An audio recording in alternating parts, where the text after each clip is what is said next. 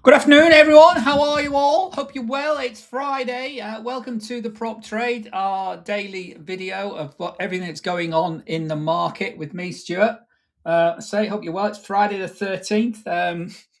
Some people call it unlucky. I know my colleagues in Cyprus. It's Tuesday the 13th. That's unlucky in Cypriot culture, but. Stock markets. If you're long stock markets yesterday, you got caught out. Big decline, particularly in the Nasdaq. The AI panic. Panic, is that the right word? Difficult to call it. Actually, panic's probably overstating it. But we did have a huge sell-off yesterday on the open. 2 o'clock, 3 o'clock candles here yesterday.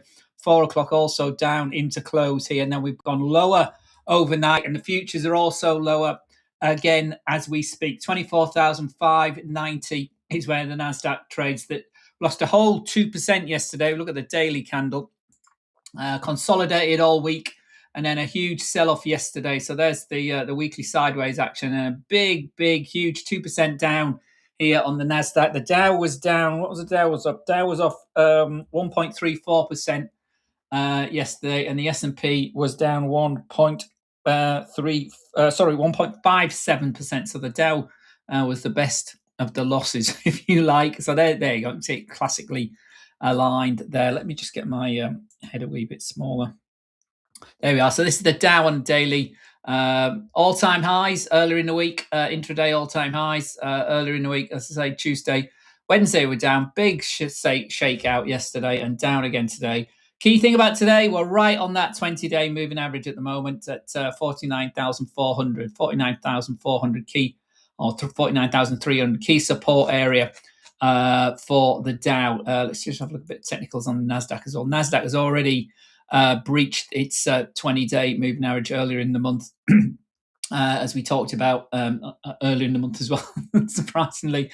But there's the consolidation this week, and then big down day yesterday, but we're in the under half of the Bollinger Band. The stocks that took us higher, the software companies, the AI bubble, the Mag 7, all getting hit quite significantly. Apple yesterday, one of my long-time holds, off 5% yesterday. It was one of the worst days in a long time for Apple. I didn't actually check the actual day, but Apple lost 5% yesterday. Robin Hood off nearly 9%, and Cisco, another one of my early investments in the dot-com boom. Cisco, what a great company they were back in the early 2000s. Still are a good company, led by John Lynch. I don't think it is Lynch, actually. John. Somebody knows, let me know. John, I'll have to dig it up. But great company. Great networking company, big hardware provider, really responsive, really great support back in the day. And I'm talking back in the day now, so it's a long time ago now. But they got hammered yesterday, 12%. It's just this typical nervous reaction to markets. Everything goes at once, throwing everything out with the bathwater. So stock picking is an art at the best of times. But if you were long Cisco, of 12%. Oh, dearie me. Come on. I keep losing the screens here. I don't know what's going on. I have to check the video configuration. We're here, guys, as ever, on for data. The big data, the big news this week has obviously been the landslide victory at the beginning of the week for Prime Minister Takahashi in Japan. The yen has rallied 3.5% against some of its compatriots this week, up 3% against most of the major currencies today. So this week, so yen very much in on bid. We had that blowout non-farm payroll, beat everything across the board. Earnings, work week, participation rate, more than twice what was expected.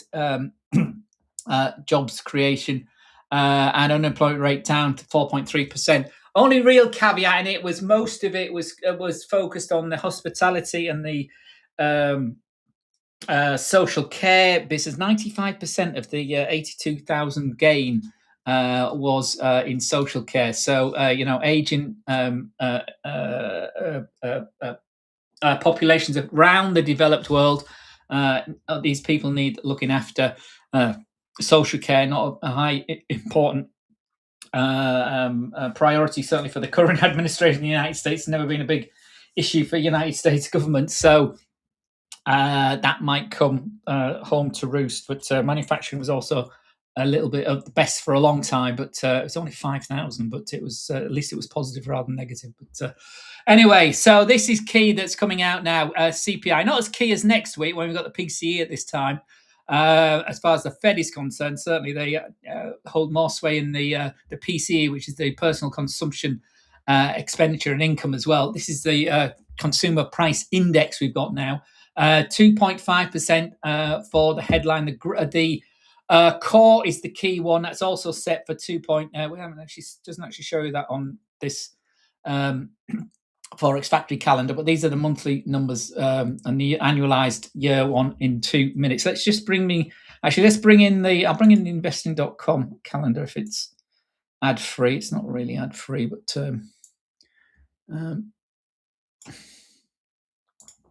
it's got a bit more of the detail. So these annualized numbers is what everybody gets attached to. So this 2.5% for the headline, and the core also expect to come in at 2.5%. That's really what I'm focused on. See what the earnings are like, and have a look at some of these other numbers, these seasonally adjusted numbers as well, because we've had some key issues around the revisions as well in the non-farm payrolls we got this week. The revisions were very much in line at 900,000 extra jobs were trimmed out of the economy or overstated over the last year. So, hence the Trump's obsession with that cutting personnel there. So, where are I? 28 minutes past. So let's have a just quick run through. It's literally 2 minutes to go. So let's just quick run through the markets. So the stock markets are lower. Gold, everyone's favorite, gold is also lower. We went under with that significant shakeout yesterday afternoon on the US Open, impacted the gold market. So I'm sure all of you are aware. Big down day, big engulfing candle again, taking out all of the week's gains and also half of last week's gains as well. So into and under the key 5,000 handle yesterday. Big candle closing significantly below that 5,000 level. So that is a key resistance to the upside now. We have bounced today, and we are having a better day. If we look at the hourly chart on gold today, we've bounced off our lows here from yesterday, and again we tested into close last night. We've rallied, but it's petered out somewhat. So we're waiting ahead of the inflation data. 5,000 still remains the key upside target. Obviously, Fridays can be particularly volatile for gold. So don't be surprised if we take 5,000 out again to the upside. Also, don't be surprised if we go back down to test Trump's starting speech time. It seems to be in a bit of a level. I put it in at the time. And interesting, tested yesterday and again last night. So 4,885. Looks like the data may have broke. Let's just go to the euro. The Forexes. We were long the dollar overnight. We've closed all our positions ahead. We're back to with euro, CAD, Swissy, and sterling. We were short all of those and long the dollar, and we bagged some pips on that. And you can see the euro's ticking up in the last 5 minutes, or the last minute, basically, as the data has rolled through. So let's have a look what the numbers have come in at. So headline has cooled to 2.4%. You can hear the president typing away now, can't you? You see, I told you so, Jay Powell. I told you so. Inflation's gone away. So again, more good news. Really, this is hard data. Difficult to fly against it. However, the core is held at 2.5%. So there's still clearly some resistance and still some stickiness around. It has come down from 2.6% last month. This may be just a rounding error. I can't see the actual details at the moment, but headline is what's going to be translated from Trump speak into no inflation, but 2.4% just means prices are still going up. They're going up less than they were, so 2.5% or 2.4%.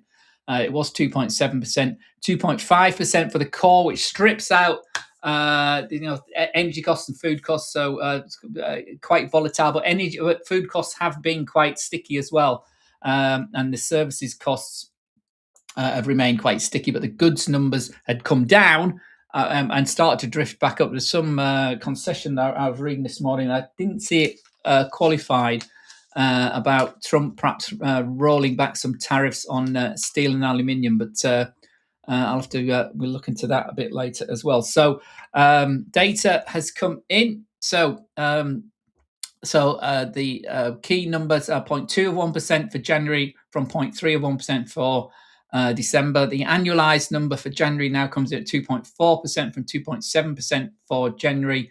So it's a whole 0.3 lower and 0.1 lower than expectations. So again, more good news for the US economy and pushing back, I would guess. This on top of the very hot non-farm payroll data we got on Wednesday, it's probably kicked out the park any chance of an earlier. It might have brought forward the chance of a March rate cut. So we'll see what that looks like. Sorry, what am I talking about? The other way around. It pushed it back.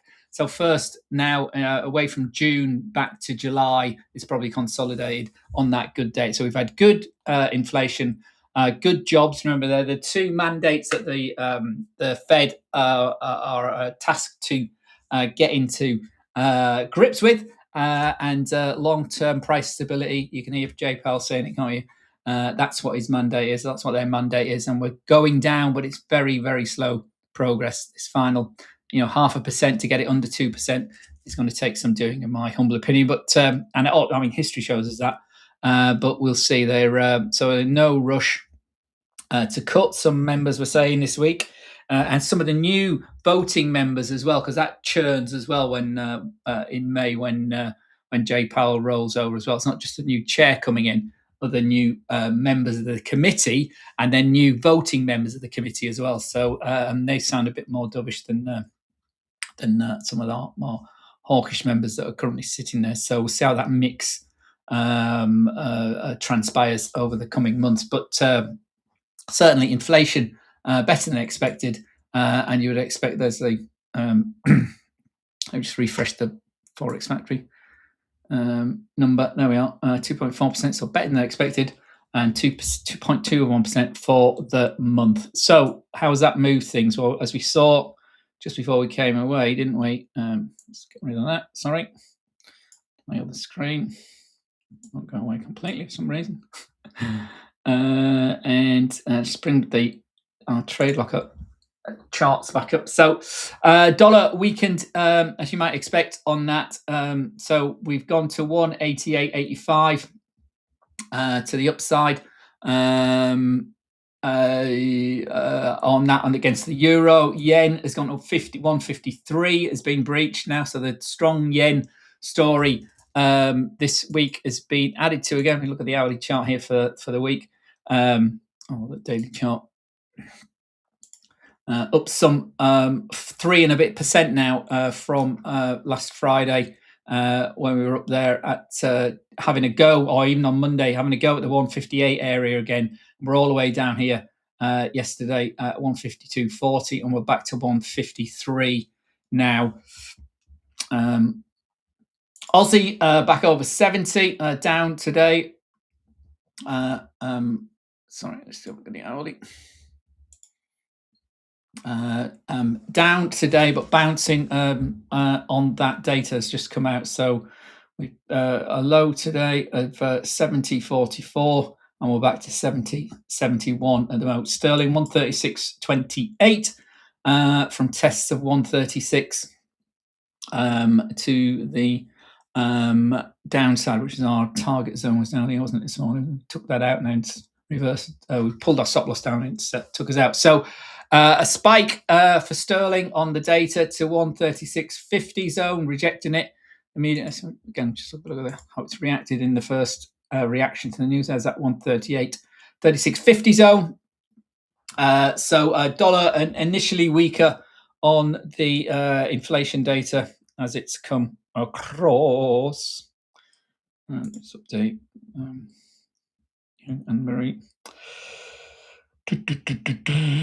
So dollar down. The spot index, I know a lot of you trade the spot index. Spot index is back to 96.92, basically unchanged from earlier. 10-year yield 4.08. So coming back down. It's coming back down really aggressively this week. Yesterday it was at 4.16. Earlier in the week it was at 4.21.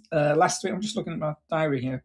I don't write it down all the time, but it's been quite a run into 4% for the 10-year. So again, sort of thing the administration would want. Certainly Scott Bessent was a big advocate of 10-year yield under the key 4%. So stocks will have come off a bit on that as well, I would guess, or maybe not so much move, but we'll see. So dollar a bit weaker, metals, gold, gold's lifted on the weaker dollar. So we have gone in to test the 5,000 level. Whether we hold that or not today, remember what I said about it being, Fridays can be quite volatile, quite positive, negative, depends which direction we're going in, but can be big candles on Fridays. Not only the end of the week scenario, but lots of movement on in the gold bullion market as well. Earlier on in the London session in the gold market as well. So 5,000 remains the key line in the sand. Will we close above that tonight? Will it prove a resistance? Will it prove no resistance? All time will tell. But there we go. We are bid here on gold today after yesterday's horseplay when we collapsed suddenly at 2 and 3 o'clock yesterday again. Yeah, I think I showed you this before. I think there we are. The huge Yahoo we had 3 to 4 my time GMT yesterday on the gold market. All of a sudden, massive. In fact, if you come down, say the 15-minute chart, you can see the almighty move in very short space of time. This is 15-minute chart. Remember, massive unwinding here at right on 4 o'clock. The London fix. Remember, we talked about the London fix earlier in the week. Right on 4 o'clock, 4:15, we were down. 4 o'clock, we were up here. Or just before 4 o'clock, we were up here at 5,065. Everything looked happy with the world. 5,000 looked like we were going to hold for the week. And then something happened. I don't know what. I may find out. You may find out. If you know, let me know. But it doesn't matter. It did what it did. And that's what happens with markets. Obviously, it matters if you were long, you were holding this, and your stop loss was not tight enough or too far away or got pushed out, or there was presumably quite a lot of slippage on that. Let's just step down the time frames, the 10-minute. So it's literally as the 6 o'clock, 4 o'clock. So it was literally 10 past 4 as it unwound, wasn't it? Let's take this back. Yes, so there it is. So there's 4 o'clock. Sorry, 5 past 4. So there's 4 o'clock. We were happy, nothing happening. 5 past 4. There's a bit sign, but there it was literally 10 past to quarter past 4 yesterday. Again, right around that London fixed time, rolling over, and it followed through for the next half an hour or so. In under 5,000, 4,885, and then it bounced a wee bit and it hasn't got back to 5,000. It's having a go. A CPI came out, but as we, let's move this forward. It's had another go as CPI's come out. Sorry, it's a 5-minute time frame now. That's fine. So we had a go here this morning in the close of Asian session, close of the weekend, 4 o'clock here. In many South Asian carries, volumes disappeared into the Europeans waking up. We had another little bid, didn't get as high as we got on. Zooming up a bit, didn't get as high as we did in the Asian session. Then we drifted again during the early part of Europe. Got our low of the European session at 4,935. Waiting for the CPI. CPI's had another go. We've now got a new daily high, and we've got sellers at 5,000 again. Lots of automated selling, so it looks like that might get pushed out again. The $5,000 So remember, headlines come in better than expected, but the core remains quite sticky. 0.3% for the month and 2.5%. On an annualized basis when it's all been wrapped up. But yields continue to unwind. 4.0866 for the 10-year and the shorter term, 2-year, 3.4347. So yields down on the inflation data. I'm going to. It's just literally 10 minutes. They probably haven't had an update on the PC and the expectations for rate cuts, but you add that better than expected inflation numbers overall, although obviously the core, as I said, remain in line with expectations. With the blowout that we had for non-farm payroll, and markets analysts now have had a few days to actually absorb all that. But the upshot is, my expectation for where's it gone? The Fed Watch. So there it is. That we have pushed out, and the likelihood of a June cut has diminished again. Let's have a look. So March, nothing happening in March. 88%, 12%. That hasn't changed at all. April, again, swan song for. Sorry, I'm on the wrong screen. There we are. Oh, dear me. So let's just go back to March. So this is where we are now. We are at 3.5 to 3.75 in base rate in the United States. 88% chance at the March meeting that's not going to change, basically. So there's a 12% chance that it may change. That's what this is telling us here. Okay, so no, nothing's really changed there. So it's come down a tad. 0.3, but that's pretty nailed on. April meeting, similarly, that's 67 to 30. So again, that's come down from yesterday, where it was 74%. So that's risen a wee bit with that. So it's come back from the data. The June meeting, when WASH can act, was probably gone up. There we are. So it's a 79%. Sorry, a 70%. So we had 50, 18, and 1.6 together. So it gives us about 70% chance of a rate cut. Obviously, so some of the cash on the table is expecting a whole 50 to 75 basis point cut, whole round number potentially, but that obviously probably isn't going to happen in all probability. But we have a 50 or 68% chance of at least a 25 basis point cut by the June meeting. That's really what the market's already priced in. And that changed a little bit. It's hardly changed at all, unless that hasn't updated. When was this done? 32. So it is after the data's come out. See the time here, 7:32 Central Time. So let's see if that's updated again. See if that updates from that 7:32 update. Remember, these are free internet services. So 7:31's actually gone back there, because that's the. That one hasn't changed. So the key one is the June one. No, still seeing that 7:30. That's gone back to 7:32 as well. So that's interesting. It's actually flipped back. Higher chance of a cut by June on those two big blocks of data we've seen today. So get rid of that. What does it mean for traders? Well, what does it mean for us trying to trade this on a daily basis? Well, watch obviously here the gold chart, 5,000. It looks like might be a step too far today. We have moved up in the last since the data's come out. Let's have a look at the 5-minute. Trying to scalp this, guys. That's still moving up. We've had a blowout out at the top of the Bollinger Band. We haven't had a cross. This is still going up. We haven't had time to react. So no trade there. That had been short from here. I hadn't gone anywhere really. Gone to the first target and then moved up. If you were trying to trade that before the data, but gold, down for the week. Silver down for the week.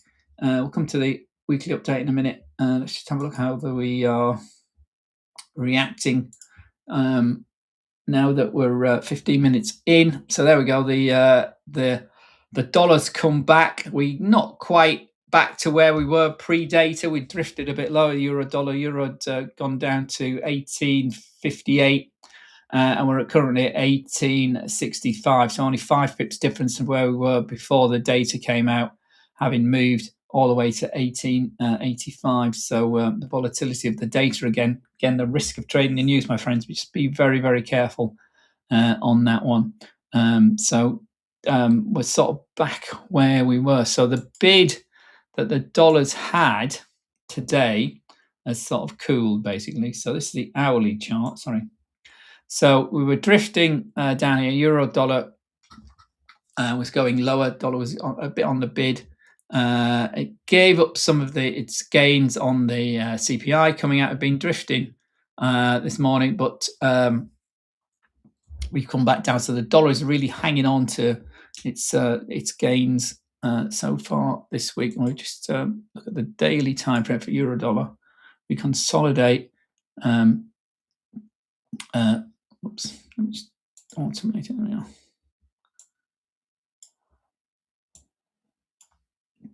We continue to decline for the rest of the week, having had that massive spike on Monday to the upside following Friday's breakthrough 118.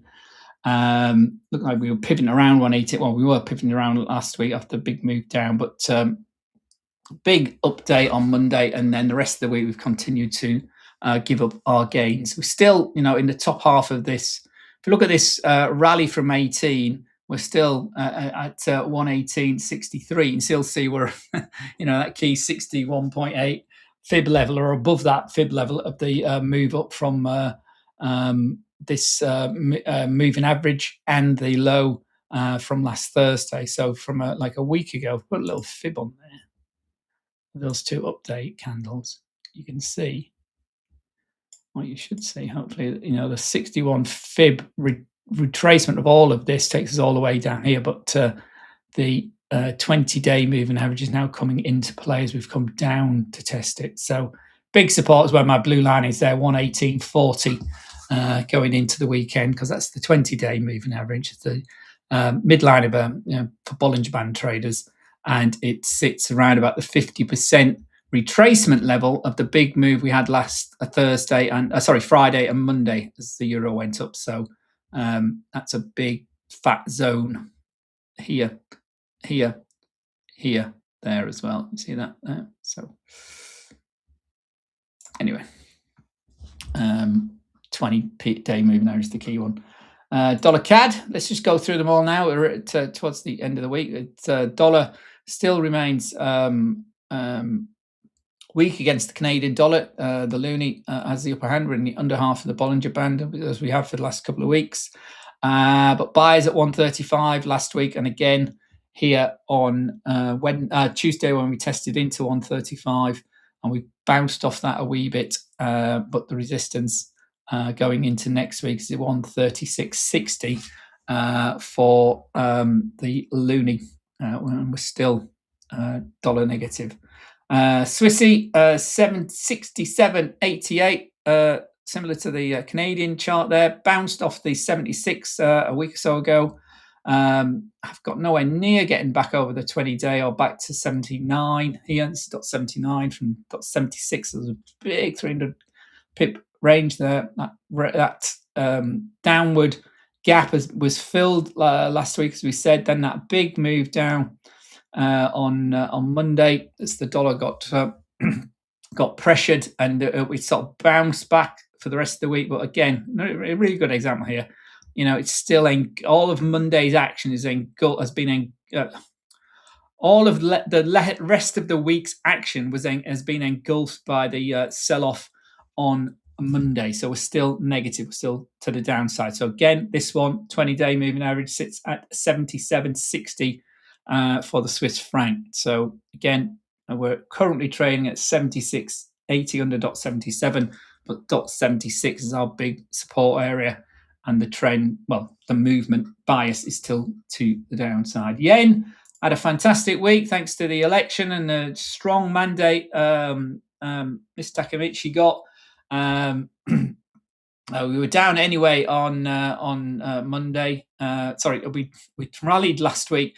We were down Monday, Tuesday, Wednesday, Thursday, and the dollar's bounced back a wee bit today. This is obviously Tokyo's closed for the weekend now, so this is more the decisions being made in Japanese banks that aren't headquarters over in Tokyo. But obviously, it's a 24-hour business. Everybody's vigilant. But the main players, the Japanese themselves, are on their weekend, and dollars bounced a wee bit. But just like the other movements, the 20-day moving average now sits at 155.40, and the bounce today is sort of just taken away the negativity of yesterday at the moment. So it's engulfed in the big move down this week. Support a couple of weeks ago was at 152, and that's our bottom of our Bollinger Band now. You can see is below that, and that's what we may be looking for next week if the bid on the yen continues. Not a lot of I'll just make that dotted line for change. Not a lot of actually just put that on to make that 152 itself.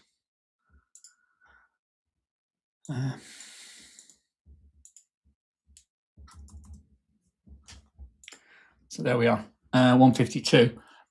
Look to next week. Now it looks like that's probably getting pulled into it, isn't it? If you look at these are the daily time frames. The stochastics are still moving down. If we look at this on a trending chart, we open up the I don't know, crossing EMA strategy, the moving average strategy of the 5, the 9, and the 21.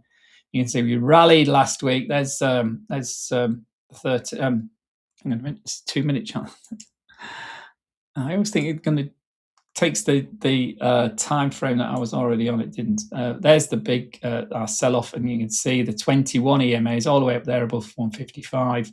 There's the bounce today, and there's a 152 area. So the trend is still to the downside, isn't it? If we zoom this in, there we are. 152 is our support from a couple of weeks ago. Are we going to get there next week? And if we look at the weekly chart, what a strong week we've had. There's that 3% and a bit move for the yen. Huge engulfing candle. Yen bid. This worry about getting 116. Intervention from the Bank of Japan talked about what we are now under, and significantly under the 21 weekly moving average at 154.30, and we haven't done that since the weakness in the since from the summer started for the yen at back in July 2025. So 152. Watch that next week, and as we trailed up, we could trail down as well. But there's likely to be, when we have such a big candle, the momentum may follow through. There may be something said by either the Prime Minister or members of the Bank of Japan that cools that next week. But certainly a big positive week for the yen. Its best week, as you can see here on the chart, for a very long time. When's the bigger weekly candle here? It's all the way back here, February 2025, or even November 2024. So in fact it is, isn't it? It's that one there, I'd say. A big old week for, and again driven by politics, for the Japanese yen. So one to watch next week. 153 is the key level. Aussie .21 this week, and we're it's the weekly chart. Let's go back to the daily chart. Where's it? Well, there you go. It says it all. Really strong move. Getting a bit overstretched, one could argue, but 71 still remains an upside target. Having failed to get there this week. Oh no, we did actually get there. Sorry, I thought we did. Yeah, so 71. That's because it's on this chart. That's why. But you can see on the trade, it's just been moving higher, and a good week for the Aussie this week, given some gains yesterday and a bit today as well, but still bid, and 171 next upside target for the Australian dollar. Sterling 136.36 as we speak, post US CPI. We had that flurry, which looked like everyone was chatting about 140 for cable a few weeks ago, towards the end of January. We've come back down during February, but finding support at the 20-day moving average and burst through. It bounced back, so that's key going into next week. This 21 EMA, which sits there at 136, so 136 becoming key, having held the hugely psychological 135. Let me just go back to the other layouts because it's got more lines already on there. So there's that 136 there for cable. So again, big up day Thursday, Friday, weaker dollar Thursday, Friday last week, and the dollar's come back, but again, still engulfed by the move up from last Thursday and last Friday, and drifting lower, but bounced today. So 136 looks like it's holding for cable today, unless something significant is said. And we are now trying to get back into the upper half of the Bollinger Band and above that 20-day moving average. So where we are now, basically 136.50 is key. We're at 136.40 for cable. And look, next week, if we break on an end of day basis and close above 136.95, you saw that. So 137 is our upside target for bulls. For cable next week, initial target, and then obviously 138 after that to the upside. Kiwi 60.40 as we speak. Very well bid like the other commodity currencies, the Aussie in particular and the Canadian loonie. Again, less less exaggerated move here for the Kiwi to the downside. So .60, hugely psychological, round number, all those zeros, .6000. We've held now for 1, 2, 3, 4, 5, 6. Last 6 trading. 1, 2, 3, 4, 5. Yeah, into our 6th day. And really, first break was here back at January. So basically, most of February been north of .60 for the Kiwi. Looked like we were moving down quite significantly here at the beginning of the month, but we bought that back again. Big engulfing candle again last Friday, and followed through on Monday, and drifted since then, but still holding .60 quite significantly. So on an end of day basis, the last big leg up took us to where our target hit was here. Can we have that? Second one was the 9th. Must be Odin week. Was 60.75. So 60.75 is our upside target next week, if we can hold .60 for the Kiwi. Obviously, next week we do have the RBNZ on. I think it's Tuesday night going into Wednesday, or is it Monday night going into Tuesday? Can't remember. But RBNZ may surprise the markets, but expectations really are that they're not going to do anything. So let me just bring in the calendar for next week. Actually, let's do that in a minute. Let's just go through where we've been this week with everything else. So there's the dollar. Weaker week, come back a bit, but the movements of last Friday and last Monday still hanging on the dollar. If you've got any other forex pairs you're interested in, guys, if you're in South Africa, or I haven't got the Nigerian naira here, or the Turkish lira, but any other currencies you want to talk about, please let me know. So crypto, let's start at the top of the shop.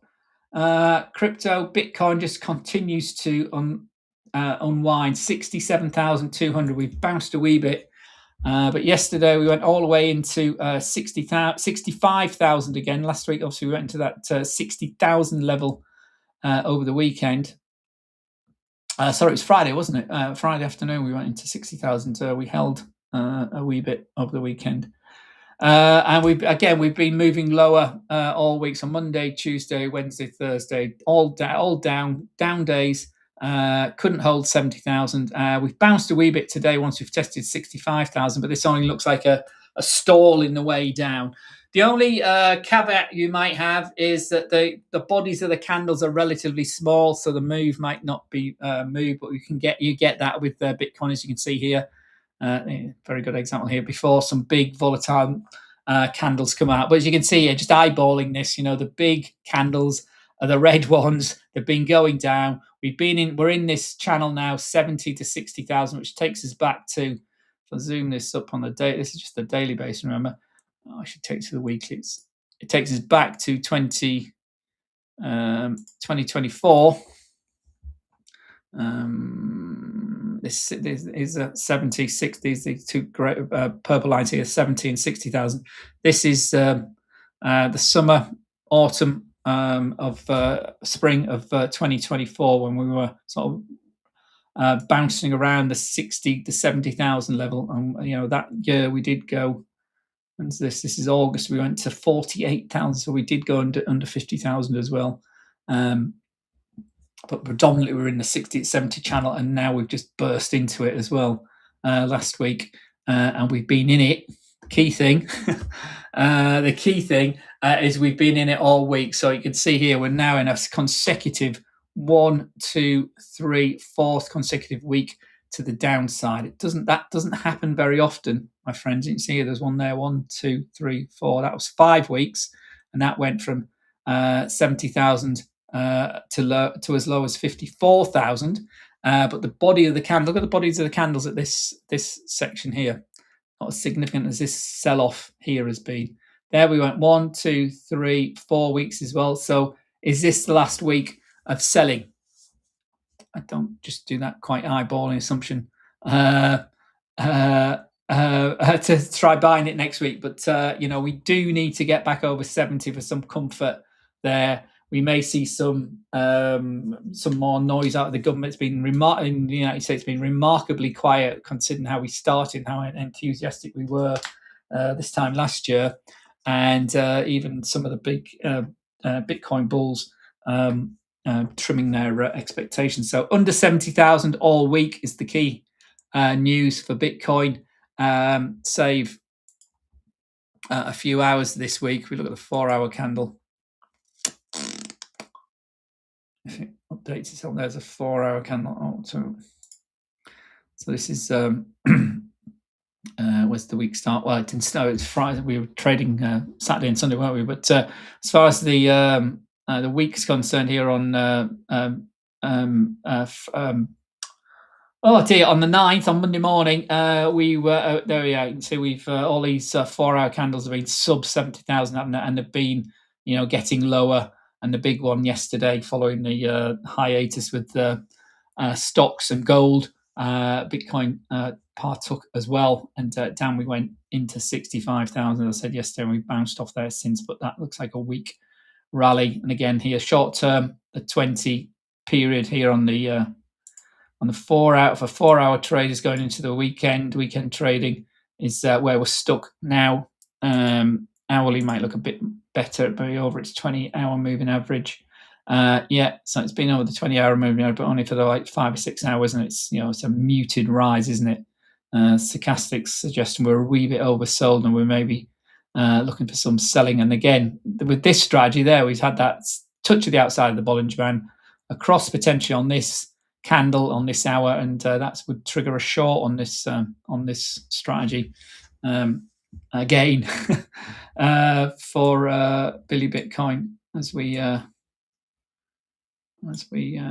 move into the lower volume weekend trade. But obviously we've got the US session to come yet. Still 25 minutes before the cash session starts. So oil obviously being very much driven by geopolitical events. Seems the geopolitical task risk cooled somewhat this week.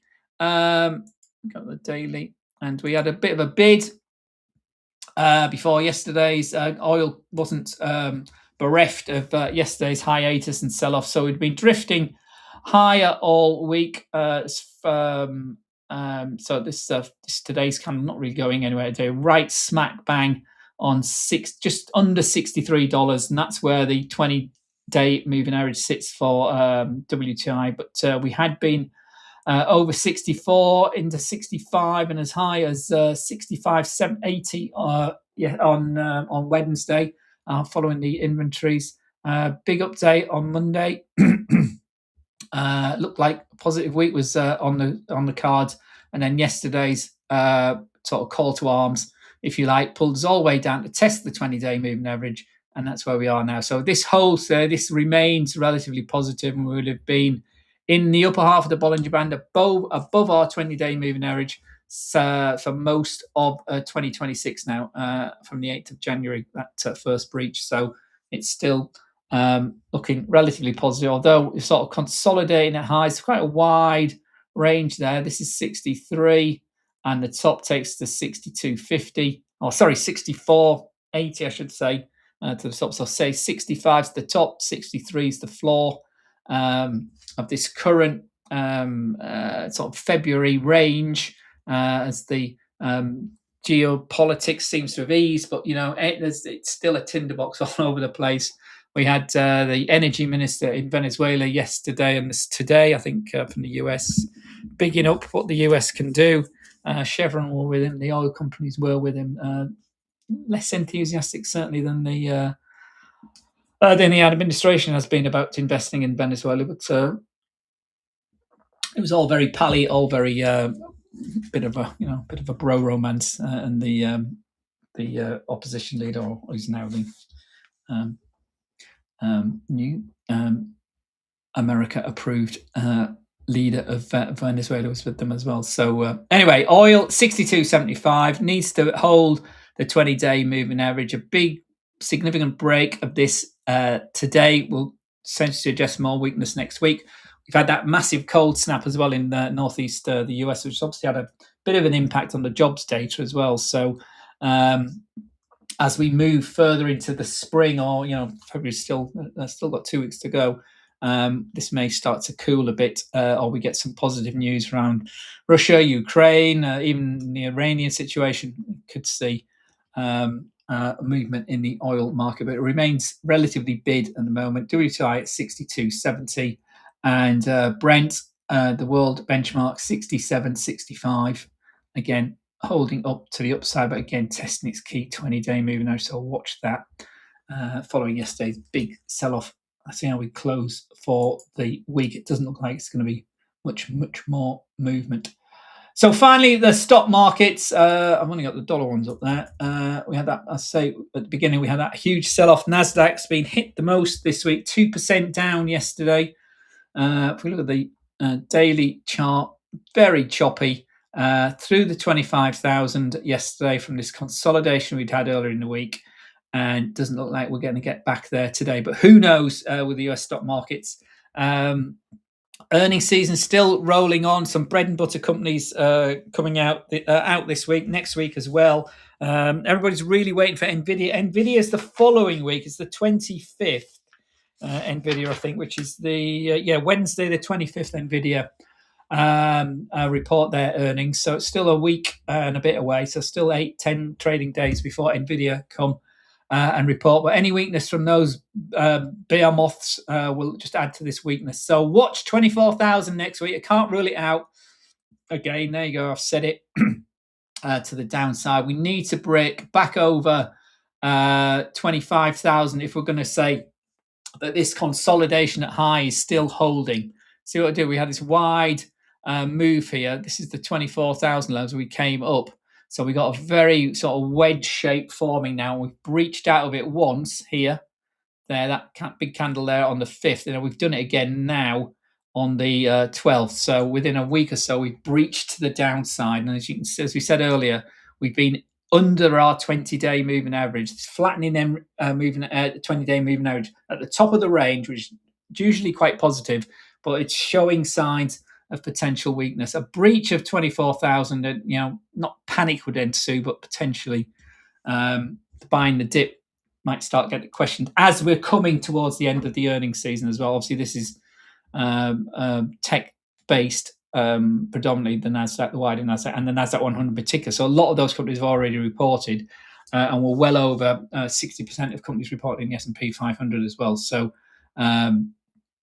we are that data-driven index trades is the impact of that is starting to fade as well. But so we have, and the upshot of it all is we're sort of drifting lower. We're biased, not drifting lower. But some really volatile days, some particular sectors getting hit really aggressively to the downside. I'll just do the US ones and come back to Europe in a minute. So the S&P 6,830. Last night we closed at 6,832, down 100.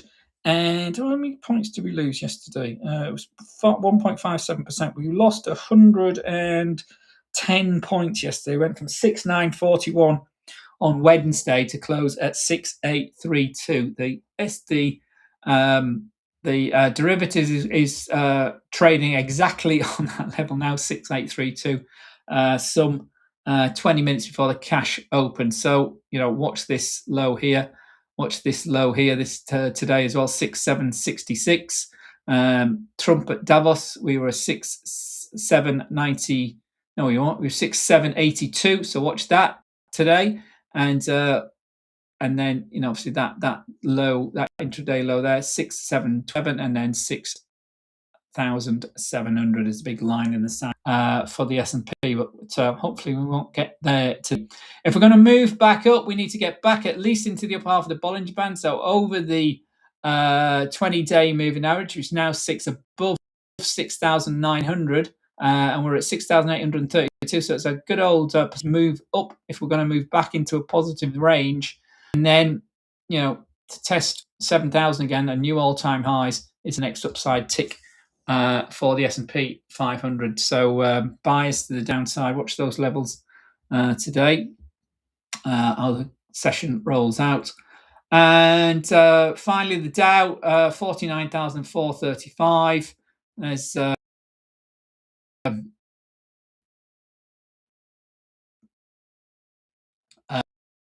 Thursday, monumental sell-off. Ones, don't we? We didn't get, the bounce we'd seen just last Friday.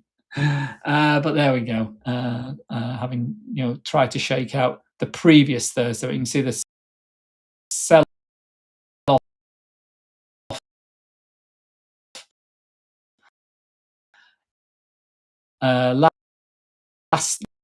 yesterday is very similar to this. So there may be something in that. 48,300. I'm using round numbers here, guys. But at the moment, we're testing into that. So watch that one. So there we go. Next week, let's have a look. I'll leave you with gold in a minute. Next week, I say we've got some PMIs. We've got the RBNZ. But the main news for me really will be on Friday and the PCE numbers from the United States. So next week, third week of February, jobs from Australia and the UK as well. CPI from Canada, retail sales from the UK, Aussie jobs, as I said. Wednesday, we have the FOMC minutes. Still a high impact event. Don't get me wrong. But it's important because it's the actual minutes that are issued about what was actually said. So Wednesday, earlier on, we got the RBNZ, unlikely to move rates, but they could surprise us. Perhaps pressure coming, make the carry trade more attractive. They're already at 2.3%, 2.25% if we look at them there. So they're near the middle of the band at the moment, so they'd like to be down at the bottom or close to the bottom, the Kiwis. So we'll see what actually comes of that on Tuesday night, Tuesday into Wednesday my time. Before that, jobs from the UK on Tuesday, inflation from Canada also on Tuesday, the minutes from the FOMC on Wednesday, the weekly claims as normal, and Aussie jobs as well on Thursday. And then the key one for me is this core PCE number next week, 1:30, usual US time. And then the PMI start to kick in as well. Remember, PMIs, forward-looking, quite key. The sentiment around manufacturing. Are we going to climb out of contraction? Doesn't look like it, but we shall see. US doing okay, and they've been quite strong. So are the PMI data going to follow through with the inflation and the jobs data from this week? We'll see next week. Also, I've got GDP as number as well. I'm less excited about GDP, but big day Friday for data. Okay, see you then. Third week of February to come. Have a great weekend. If you're trading crypto, be careful, my friends. As ever, obviously lower volumes, bit less, much less liquidity. Spreads can be wide, so just be very careful. As I say, I'll see you on Monday. Might do some live trading again for the European Open. We've been really good with that on the DAX. Those of you who were with me last night, there wasn't many of you around, but we did a textbook movements with our Heiken Ashi candles in the close last night. on the Dow. So I'm off to have a little dabble myself this afternoon, next hour or so. And rest of you, take care, stay safe, and stay happy, my friends. All the best. See you next week. Bye bye.